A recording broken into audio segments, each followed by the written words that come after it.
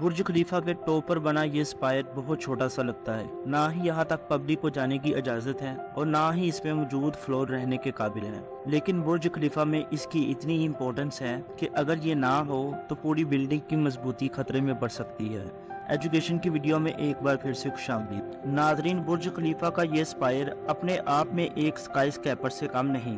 جتنی صرف اس اسپائر کی ہائٹ ہے، اتنا بڑا اسکائی اسکیپر تو دنیا کی آدھی سے زیادہ کنٹریز میں بھی نہیں ہے۔ 400 ٹن سٹیل سے بنا یہ 244 میٹر اونچا اسپائر، جس میں موجود یہ ٹاپ کا الٹینا ہی صرف 350 ٹن وزنی ہے۔ اگر اس پورے اسپائر کو ہٹا دیا جائے تو برج خلیفہ کی اونچائی 30% کم ہو کر صرف 585 میٹر رہ جائے گی۔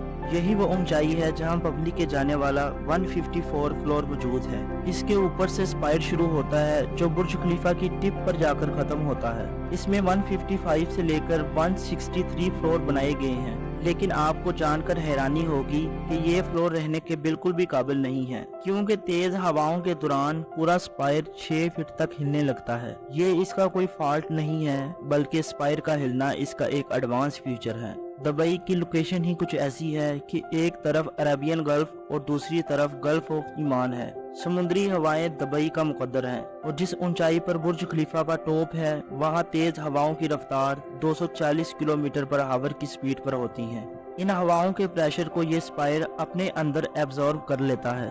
یہ خود 6 فٹ تک ہل کر اپنے نیچے 154 فلور کو سیو کر لیتا ہے۔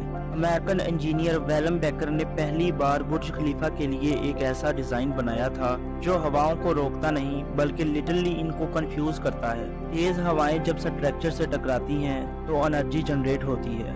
اس انرجی کو کہیں نہ کہیں سے نکلنا ضرور ہے۔ برج خلیفہ کے 154 فلور ایک مین بٹرسٹ کور کے ساتھ کنیکٹڈ ہیں۔ اگر یہ انرجی اس مین کور میں جا کر نکلے گی تو کنکریٹ میں کریک بھی پڑ سکتے ہیں۔ اسی وجہ سے اسپائر کو بٹرسٹ کور کے ساتھ کنیکٹ ہی نہیں کیا گیا۔ اسپائر برج خلیفہ کے لیے صرف یہ اکیلی قربانی ہی نہیں دیتا، بلکہ اسپائر پر لگی یہ ڈیوائس پورے دبئی کو خطرناک آسمانی بجلی سے بھی بچاتا ہے۔ دنیا کے سب سے اونچے اسکائی اسکیپر کے ٹاپ پر لگی یہ ڈیوائس ایک لائٹننگ اریسٹر ہے۔ اس میں ایک چھوٹا سا سینسر لگا ہوا ہے جو اپنے آس پاس بادلوں میں ایکٹیو چارج کو ڈیٹیکٹ کرتا ہے، اور لائٹننگ اریسٹر اس کا اپوزٹ چارج جنریٹ کر کے لائٹننگ کو اپنی طرف اٹریکٹ کرتا ہے۔ پھر سٹیل وائر کے ذریعے کروڑوں وولٹ کے چارج کو سیفلی پوری بلڈنگ کو بچاتا ہوا زمین کے اندر لے جاتا ہے۔ کیونکہ اسپائر پر لگا یہ لائٹننگ اریسٹر باقی بلڈنگ کے مقابلے سب سے اوپر ہے، اسی وجہ سے یہ نہ صرف برج خلیفہ بلکہ پورے دبئی کو کروڑوں وولٹ کے کرنٹ سے بچاتا ہے۔